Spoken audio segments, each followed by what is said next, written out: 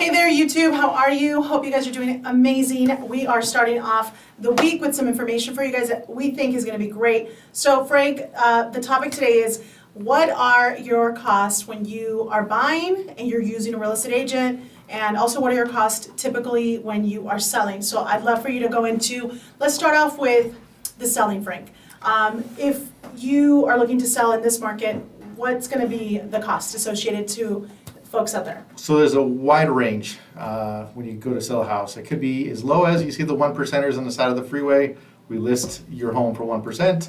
And you have it as high as some of your full service brokerages that will list that up to 7%. So there is a wide spectrum there.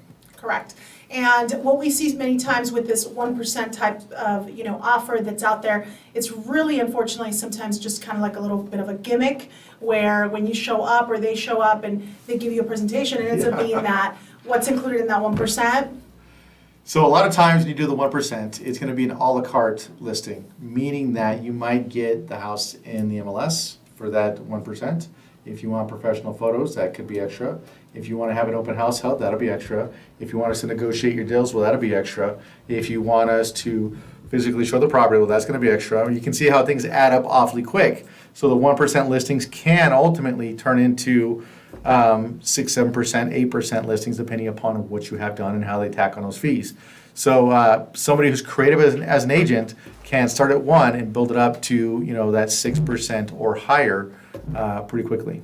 Absolutely. So many times this 1%, offer is usually, never 1%. It ends up being a lot more in fees, and it's just some sort of, way to catch you a little off guard. And then once you're stuck to a contract, usually they find a way to kind of keep you and really charge you what a typical, cost would be when selling, right? Yes.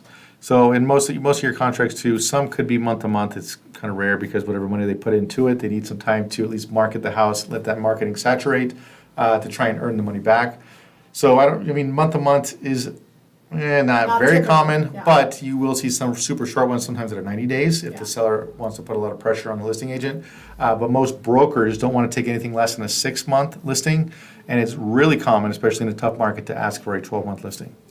Exactly. So now when it comes to listing, what we've also found in the marketplace is some sort of offer for like selling, right? Selling sort of like, hey, we're an investor, we can buy your house super quick, super fast, and we'll pay you cash. And because we're doing this, guess what? Let's avoid real estate professionals and let's not pay real estate agents, because this is going to be a quick cash transaction between you and me. You don't even have to show the property many times. There's a lot of little things that they offer, which many of you, many of the customers might love, might like, the convenience of it, the quickness.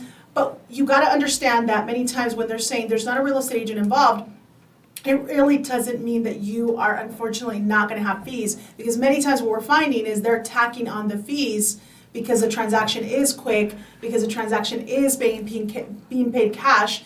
And unfortunately, you really are still paying. You are paying for that convenience, right? So if they're going to give you cash, they're going to let you move out when you want to move out. Some will give you cash up front too. Well, there's going to be a convenience fee for that. A lot of times they're going to tack on a 6% fee. They're going to have repairs that they will reduce the offer amount by, but they typically will try to knock the price of the house down. Could be 12 to sometimes 18% or more. To try and make sure that they can make it profitable for themselves. Absolutely. And so what we see in these situations is many times these investors are obviously looking to make the money right back. So they're going to turn around and possibly sell your house right back on the market. They might not even rehab it and put it right back on the market. So at the end of the day, all we're saying is we also have that feature here within our team. We can actually also put you in contact with investors that are able to offer you a quick cash closing, and we are able to do it all throughout with a system that's going to really protect you and be full disclosure, meaning, hey, you're going to sell your house at a discount. Well, here are the actual fees, here's what's really going on, and yes, the investor wants to buy your home at a discount, and here's all of the numbers associated to that. Now, if you want us to go into the market and really request top dollar from your home, this is what we can do to actually go out there and get top dollar. With the real estate agent, what we find is you have more options, not just what the investor's really trying to push in your direction. And so what we want you to know that, if you don't want to show your house, you can absolutely ask that of your real estate agent. If you don't want to do certain things, if you want to move out quickly, if you want a cash offer, really, your agent can also help you kind of maneuver through that. And again, on our side is we absolutely have a department that specializes with the investing side, with the listing, really getting you a fast offer for the property if you want no hassle. So all of that can still be filtered and maneuvered through a real estate agency, right? Go ahead, Frank. Yeah, I mean, we've got basically kind of all the bases covered here. If you want to shop the wholesale side and the investors, we can do that for you and shop multiple investors or wholesalers and see where you land. If you want something immediate, we can get you multiple cash offers pretty quick. If you want the full service, we can do that for you. What I would caution you on is kind of something in between where you may have an agent that is just taking the listing at a low commission, not marketing the property, not trying to get you top dollar. I think if you go with most realtors, we're going to fight to get you the highest price possible. It's not quite that way when you go for the all cash offers, but an agent should be fighting to get you absolute top dollar for your property. Exactly. So again, don't be afraid of those commissions, because that's what we have found is that sometimes these investors that are trying to make some really quick cash, with your, with your well-earned equity, over a lifetime many times, what we see is one of the biggest things they grab onto with you is they'll say, hey, let's avoid real estate agents, let's avoid those high fees, because they automatically try to feed you that if you're going to go with the route of agents, you're going to go the route of paying costs. But at the end of the day, if you really look at the contract they are presenting in front of you, there are a lot of fees, and possibly even greater than the ones you would have with a real estate agent. So just keep an eye out on that, and that's important for you to know as a seller, because as a seller, you're the one that's actually going to be, maneuvering like your equity, your money. You're going to have all those fees, and you want to know exactly what you're paying for, and especially have everything put on the table rather than like, hey, you don't need to pay for a real estate agent, but over here I'm going to add another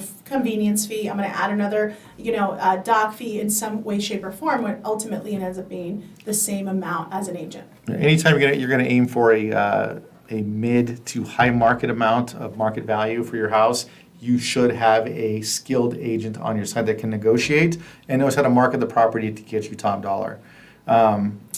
And not only that, Frank, there's a lot of things that pull up in the process of a transaction of Absolutely. selling, right? Yes. And there absolutely is, and you want to be well protected within regards to you as a seller having all of the documentation that's the right documentation. And so that's really the reason why real estate agents do exist, is to make sure that everyone there's full disclosure on the table, right? So as far as sellers, you have to look at the fees, you have to look at what you're getting charged.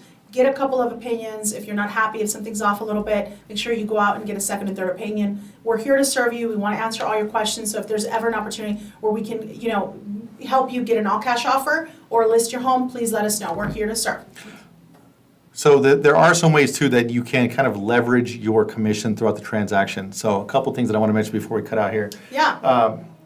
When you're listing your property, especially in a tight market when there's low sales, a lot of people are listing top dollar, then you're doing big price reductions. You could try to increase your co-op. Let's say you increase it by 1%. So you're selling, let's say, a $500,000 home. You might increase your commission by $5,000 instead of reducing it by 10 or 15. When you have a lot of hungry agents, if you're listing your property with a 4% commission to a buyer, or maybe 3.5%, whatever it might be, but you're making it a little juicier on your side, you're going to get more eyeballs looking at it. So think about that when you're setting up your commissions. If you want to reduce the commission, it's super unethical, and agents should not avoid showing houses ever. But I will tell you that some of those agents out there that are just looking for a quick buck, sometimes they will avoid showing houses with low commissions. So if you have something that's got a little more meat on the bone, it's sometimes going to put more money in your pocket instead of going for that big price reduction, a little higher commission, broadcasting that out to the agent population, and you're going to have a lot of agents kind of attracted to the property, looking at it, and they're going to want to sell it, obviously, right? Absolutely. So the idea here, as a seller, you have options, and not all real estate agents or realtors are created equally. So, we experience this all the time, just with, 18 years of experience. What is it, Frank? 17 years of experience. Yes. There is absolutely a lot of different ways that, the selling of your home can happen, and many times, making these small little adjustments will net you more money in your pocket. Absolutely. And so understanding this is very important, understanding that if you need to work with a real estate agent who really transacts often. What does that mean? Is that this real estate agent is really active in the market, is selling houses often, understands what's going on. If you have an agent that sells a couple homes a year and you're going to hire him as your real estate agent or her, what's going to happen is you're going to put yourself in a position of possibly a nightmare, or even worse, possibly losing some well-earned equity. Yeah, I mean, it's very common for some of the inexperienced agents to kind of lay down in the negotiation process. If you got a skilled agent who knows how to negotiate, they're going to keep more money in your pocket, and a lot of times they're going to put a lot more in your pocket just because of their skill sets. Absolutely. So again, this goes for sellers. Let's touch base on the buying side. Buying side is easy, Frank, I believe, because it's quite simple. The commission structure for real estate agents, how real estate agents get paid, is super simple. So let's go into a buyer's agent. What do they make? How do they make their money? So in Nevada, the seller pays the commission. So the buyer is not paying a commission. The buyer may have a transaction fee to help facilitate the transaction, but the commissions ultimately are paid for by the seller. Now, in some cases, if a buyer's agent wants a buyer to commit to them, they can get a buyer brokerage agreement, and it would commit that buyer to work with the agent for a period of time. And in some cases, they can ask for more of a commission. They could say that I'm going to work for a minimum 3% or 4%. And what that means is that if the transaction pays, let's say 2.5%, and the buyer's committed to pay 3% to the buyer's agent, well, then in that case, the buyer could pay the extra 0.5% at closing.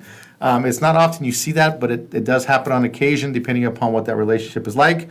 You do want to ask though, because for example, on our end, we don't have buyer broker agreements. No, we don't. We feel that it's you guys are free, and if at the moment that you don't feel that we are the right agent, the right team for you, it's okay. So many agents in town do, work with buyer broker agreements. So you want to ask before anything else, right? Especially if you're going to be moving along to a different agent. So be cautious when you're signing your initial paperwork. You're going to have to sign what they call a duties owed every time you work with an agent. That should be the first document you sign. A lot of times they will slide in that buyer brokerage agreement, and if you have that, it does commit you as a buyer to a lot of times 6 months to as long as 2 years in some cases to work with that particular agent. So if you have a real good bond with them, you like them a lot, I'd say go for it, but they can be problematic in some cases. Exactly. So very important, again, you're not being hit with the commission of the agent. You will have, a small, and that fee can vary depending on brokerage to brokerage, agent to agent, but it's going to be a small fee, usually compared to what the commission would be. And again, commission's not the buyer's responsibility in the state of Nevada. There are really a lot of states that kind of follow in this way. So those of you that are watching us from anywhere else, it's usually the typical thing. It might be different in your state, but for most part, we hear that it's very similar to what Nevada has going on. So again, why is it so important that you guys understand this? Because many times you guys are trying to avoid working with an agent, or you guys want to leave that part to the end. Well, your agent is going to make the same amount of money. On the buyer's side, it's worth getting the representation. Yep, absolutely. It's worth getting a local expert.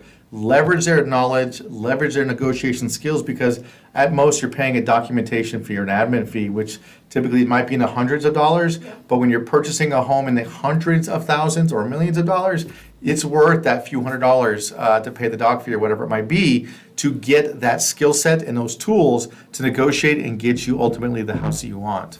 Exactly. So again, many of you as well are looking for brand new homes, and you might say, well, do I get an extra savings if I don't work with a real estate agent? And most of the time the answer is no. That money just goes directly to the builder. The builder already has a cushion in there because they're estimating that all buyers will come with a real estate agent. So at the end of the day, I wish they did, because it would make a whole lot of sense for many of you, but unfortunately there is no incentive when you walk into these new construction sites without an agent or without representation, No right? representation, so that so an agent can't negotiate on your behalf. So if you have an agent that does sell new homes and knows what's happening in the current market conditions, they know what to ask for. They know if you're going to get closing costs paid for by the builder. They're going to know if you can ask for maybe a stainless steel appliance package or an upgrade on your granite or maybe upgraded flooring. But there's going to be some type of negotiation there that the agent's going to give you leverage on. And again, in that situation with the builder, it's not going to cost you anything.